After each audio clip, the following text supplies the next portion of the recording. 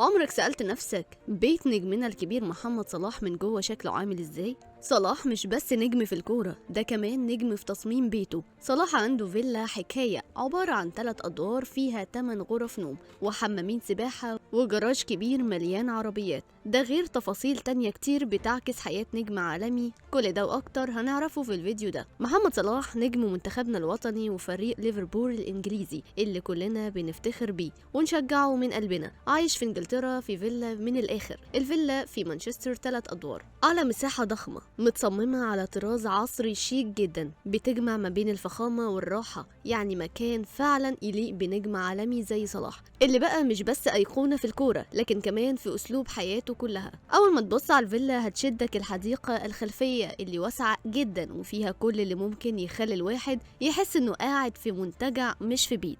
الفيلا فيها حمامين سباحة، واحد داخلي والتاني خارجي، وده بيديله حرية يختار اللي يناسب مزاجه. مثلا في يوم تدريب طويل ومجهد مع ليفربول يقدر ينزل حمام السباحة الداخلي يعمل استشفاء، ويوم رايق كده وعايز يقضي وقت مع العيلة يروح حمام السباحة الخارجي مع مكة وكيان والجو يبقى عائلي جميل. البيت كمان فيه جراج كبير جدا مليان عربيات من اللي تحس كل واحدة فيهم قصة لوحدها. واللي احلى من كده ان صلاح عامل ملعب جري صغير في الجنينه، وده بيبين قد ايه هو ملتزم باللياقه والتدريب زي ما شفناه قبل كده في فيديو بيجري مع مكة في الجنينه، وده كان مشهد عائلي لمس قلوب كل الناس. بان فيه انه مش مجرد لاعب عالمي لكن كمان اب بيعرف يستمتع بأبسط اللحظات مع بناته. لو دخلنا جوه الفيلا هنلاقي تحفة معمارية بمعنى الكلمة، 8 غرف نوم كل واحدة متجهزة بأحدث حاجة، مش بس أماكن لنوم لكن معمولة بطريقة تخليك تحس بالراحة والخصوصية.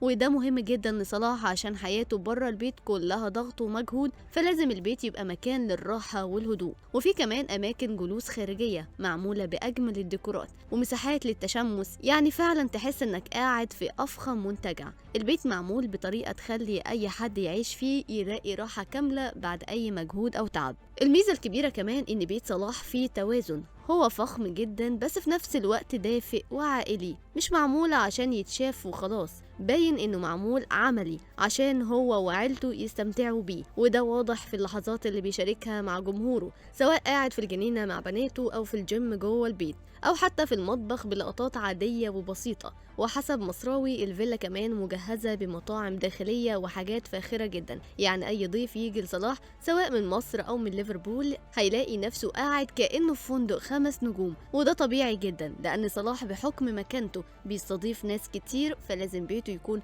متكامل ومستعد لأي زيارة. في الآخر بيت محمد صلاح مش بس فيلا شيك في مانشستر، ده انعكاس كامل لحياته في الالتزام بالشغل والاحترافية، وفي كمان الراحة والخصوصية مع العيلة. واللي يميز صلاح فعلا انه عارف يوازن بين الاتنين، الشهرة والفلوس، ولسه بسيط وأب حنون وزوج طبيعي جدا، وده اللي يخلي الناس تحبه أكتر يوم عن يوم. صلاح قدر يبني لنفسه مش مجرد بيت لكن كيان كامل بيعبر عنه نجم عالمي، أب حنون ورياضي وملتزم. والجميل في القصة إن البداية كانت من قرية بسيطة في مصر، والنهاردة بقى عنده بيت ضخم في مانشستر. رحلة بجد ترفع الراس وتستاهل كل الاحترام.